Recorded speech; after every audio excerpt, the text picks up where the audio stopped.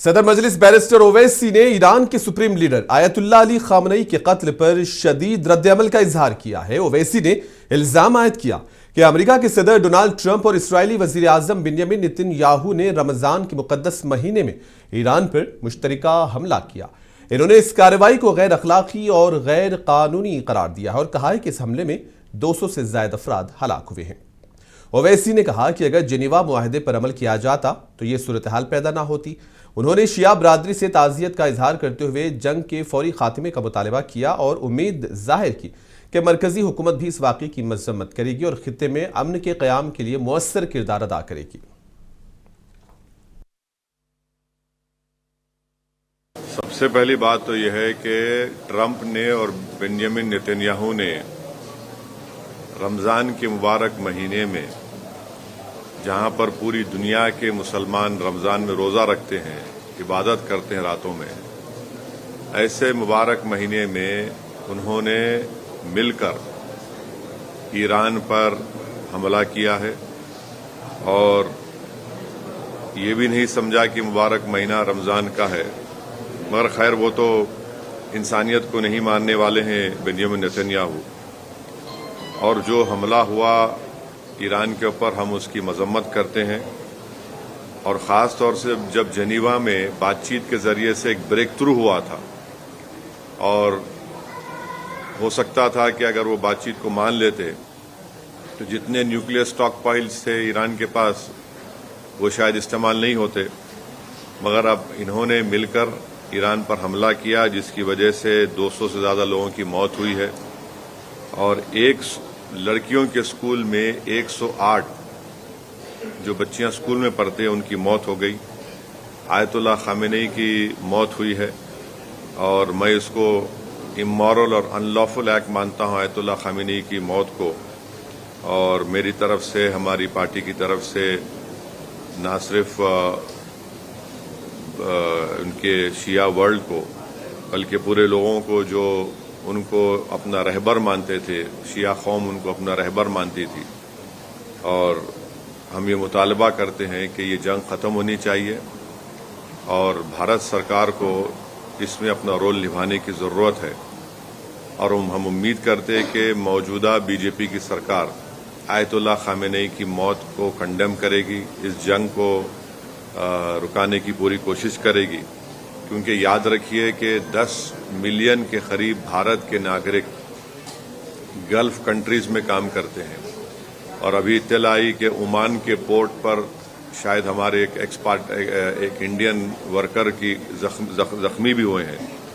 تو یہ بہت، اگر یہ جنگ نہیں رکے گی تو پھر یہ بہت آگے بڑھے گی، یہ ٹرموائل ہوگا پورے علاقے میں، اور آپ کو اندازہ بھی نہیں ہے کہ کئی بھارت کے لوگ جو عمرہ کرنے کے لیے گئے ہیں اور وہ ٹریول ایجنٹ کے ذریعے جاتے، پیسے دیتے 2 دن مکے میں یا 3 دن مدینے میں، اب ان کے پاس پیسے نہیں ہیں، وہاں پہ فلائٹ ہی نہیں اڑ رہی ہے وہاں پہ، تو کتنی پریشانی ہو رہی ہے۔ اور ساتھ ہی ساتھ آپ یہ بھی بات جانتے ہیں کہ ہمارے جو پڑوسی ملک ہے اور جو اسرائیل ہے، یہ دونوں ملک اپنے پڑوسیوں کو چین سے جینے نہیں دے رہے۔ حیدرآباد شہر کے علاقے پرانی حویلی کے قریب ایک احتجاجی اجتماع منعقد کیا گیا۔ ایران کے سپریم لیڈر آیت اللہ علی خامنئی کی ہلاکت کی خبروں کے بعد یہ اجلاس رکھے گئے۔ شیعہ، سنی اور پنجابی برادری سے تعلق رکھنے والے افراد کی بڑی تعداد اجتماع میں شریک ہوئی۔ مقررین نے خامنئی کو ایک عظیم رہنما اور سچا مسلمان قرار دیتے ہوئے کہا کہ وہ امریکہ اور اسرائیل کے خلاف اپنے موقف پر ثابت قدم رہے۔ ایک مقرر نے انہیں جرأت اور استقامت کی علامت قرار دیتے ہوئے کہا کہ انہوں نے شہادت کو حوصلے کے ساتھ قبول کیا۔ سبھی شرکاء اس موقع پر غم مناتے دیکھے گئے۔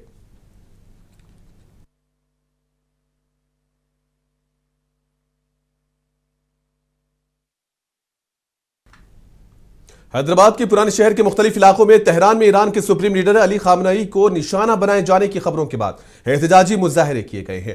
مرد و خواتین کی بڑی تعداد سڑکوں پر جمع دیکھی گئی اور ہاتھوں میں سپریم لیڈر کی تصاویر اٹھا کر اظہار یکجہتی کر رہے تھے۔ مظاہرین نے نعرے بازی بھی کی اور حالات پر تشویش کا اظہار کیا۔ بتایا گیا ہے کہ پولیس نے صورتحال پر کڑی نظر رکھی ہے۔ حکام کے مطابق اب تک کسی ناخوشگوار واقعے کی اطلاع نہیں ملی ہے اور امن و امان برقرار ہے۔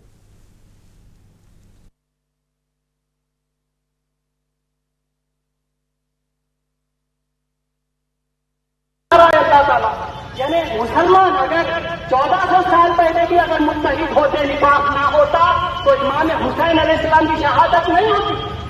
आज भी है तो निफाक की वजह से। तो ये शहादतें हमारे लिए इबरत है, दर्द है कि देखो खामनेई साहब इस दुनिया से गुजर गए, लेकिन उनके गैर मुसलमानों को असियत देना, सिर्फ एक आजादी, एक अमन से, एक सुकून से जिंदगी गुजारने का वो दर्द है।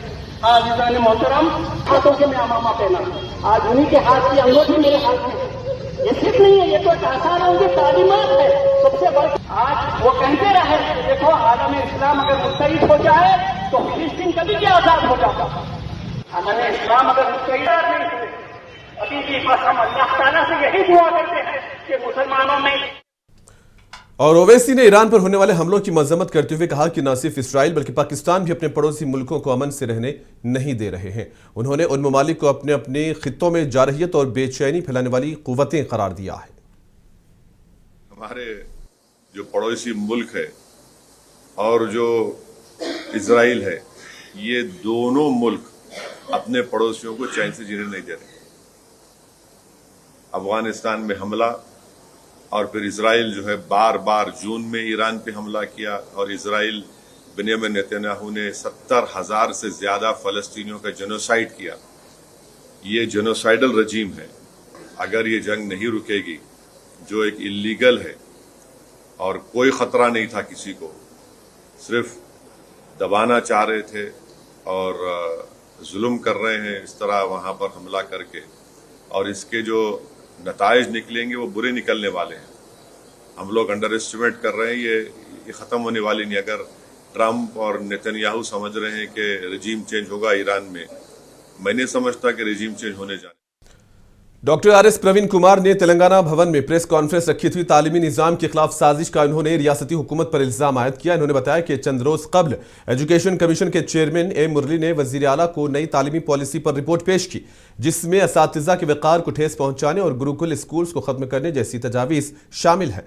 प्रवीण कुमार ने कहा कि अगर दोबारा KCR की क़ियादत में हुकूमत कायम हुई तो इस रिपोर्ट को मुस्तरद कर दिया जाएगा। इन्होंने मजीद कहा कि BRS दौर में कायम करदा गुरुकुल डिग्री कॉलेजेस ने नुमाया नताइज दिए हैं और उन्हें खत्म करने की तजवीज़ नाकाबिल कबूल है।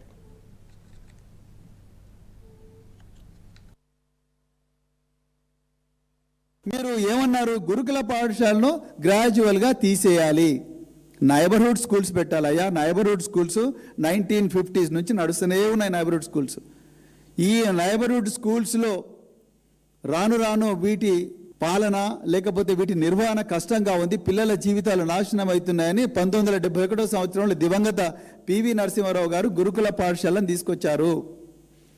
ఈ గురుకుల పాఠశాలలు తల్లిదండ్రుల నుంచి బలవంతంగా ఎత్తుకొచ్చి జైలు పడేసినట్టు పడేసే పాఠశాల కాదు మురళి గారు. మీరు దయచేసి గుర్తించండి, ఈ గురుకుల పాఠశాలలు రూరల్, టాలెంటెడ్ బట్ పూర్ ఈ పిల్లలందరినీ కూడా తీసుకొచ్చి ఇక్కడ పెట్టి చదివిస్తున్నారు.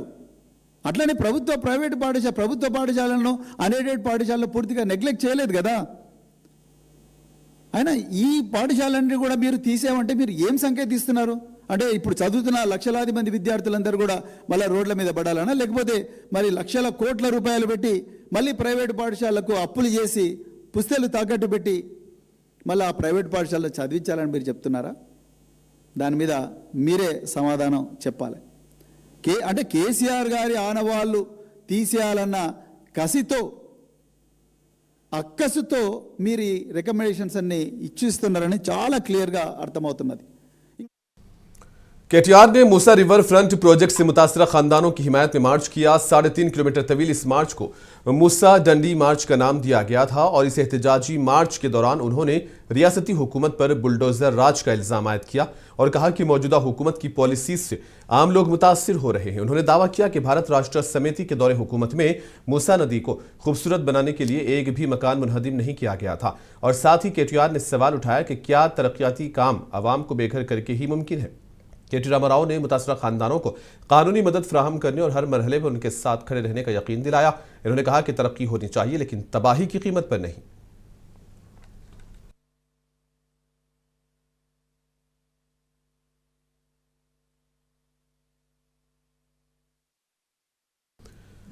केटीआर ने मूसा रिवर फ्रंट प्रोजेक्ट से मुतासरा खानदानों से मुलाकात के दौरान वज़ीर-ए-आला रेवंत रेड्डी पर सख्त तनकीद की। उन्होंने इल्जाम आयद किया कि मौजूदा हुकूमत तरक्की के नाम पर हजारों मकानात मिस्मार कर रही है, जबकि बीआरएस दौर में एक भी घर गिराए बगैर 5 किलोमीटर तक मूसा की तज़यीन की गई थी। केटीआर ने कहा कि 16,000 करोड़ रुपए में मुकम्मल होने वाले मंसूबे पर अब 1.5 लाख करोड़ रुपए खर्च करने की बात की जा रही है, जो अवामी मफाद के खिलाफ है।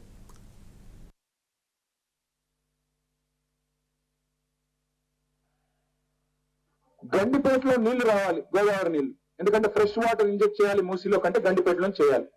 ఆ గండిపేటలో నీళ్లు తేవడానికి గోదావరి నుంచి కాళేశ్వరం ప్రాజెక్టు ద్వారా నీళ్లు తీసుకొచ్చి హైదరాబాద్ నెత్తి మీద కుండ పెట్టినట్టు కొండపోచమ్మ సాగర్ అని ఉంటుంది ఒక రిజర్వాయర్, 15 టీఎంసీ రిజర్వాయర్. 15 టీఎంసీ అంటే మీకు ఐడియా కోసం చెప్తున్నా. హుసేన్ సాగర్ ఇస్ 1 టీఎంసీ అంటే 15 హుసేన్ సాగర్లతో సమానం. అలాంటి రిజర్వాయర్ హైదరాబాద్ నెత్తి మీద కుండ పెట్టినట్టు. హైదరాబాద్ ఇప్పుడు మనం ఉన్న ప్లేస్ ఏదైతే ఉందో where 535 meters above sea level, but Kondapochamma Sagar is at 620 meters. అంటే బై గ్రావిటీ అక్కడ నుంచి నీళ్లు గండిపేటలోకి వస్తాయి. అది కూడా మేమే చేశాం. ఇప్పుడు ఈయన చేయాల్సిందల్లా ఏంటంటే కొండపోచమ్మ సాగర్ నుంచి గండిపేటలోకి 1100 కోట్ల రూపాయలతో నీళ్లు తెస్తే చాలు. ఈ మహానుభావుడు చేసే పని ఏమీ లేదు. బ్రిడ్జెస్ మొత్తం మేమే అప్పుడు శాంక్షన్ చేశాం. మూసీ మీద 15 బ్రిడ్జెస్ మంజూరు చేశాం. ఆ బ్రిడ్జ్ కింద 545 crores తో బ్రిడ్జెస్ కూడా మంజూరు చేశాం. ఆ బ్రిడ్జ్ కింద చెక్ డ్యాములు కడితే, ఎందుకంటే మూసీ వెస్ట్ నుంచి ఈస్ట్ కి చూస్తే మీరు అంటే ఇక్కడ నుంచి అక్కడికి ఈ ఓఆర్ఆర్ నుంచి ఆ ఓఆర్ఆర్ వరకు చూస్తే western part of ORR Mancherial నుంచి కింది దాకా చూస్తే గట్కేశ్వర్ దగ్గర చూస్తే మూసీ 84 మీటర్స్ కిందికి జారుతుంది. Natural gradient is 84 metres. అంటే per every kilometre Musi 1.5 metres కిందికి జారుకుంటూ పోతుంది. సో మూసీలో నీళ్లు నిలవవు. ఒక వర్షం చుక్క పడితే నీళ్లు కిందికి జారిపోతాయి. అందుకే మేమేమనుకున్నాం, బ్రిడ్జెస్ కట్టాలి, బ్రిడ్జ్ కింద 15 బ్రిడ్జ్లు ఉంటే ఆ బ్రిడ్జ్ కింద చెక్ డ్యామ్ కట్టాలి, కట్టి గోదావరి నీళ్లు తేవాలి. నీళ్లు తెచ్చి ఆ నీళ్లను మూసీలోకి వదిలితే ఈ సివరేజ్ వాటర్, ట్రీటెడ్ వాటర్ కిందికి పోతుంది. మనం ఆ గోదావరి నీళ్లతో మంచి క్లీన్ వాటర్ ని హైదరాబాద్ ప్రజలకు అందించాలి. ఇది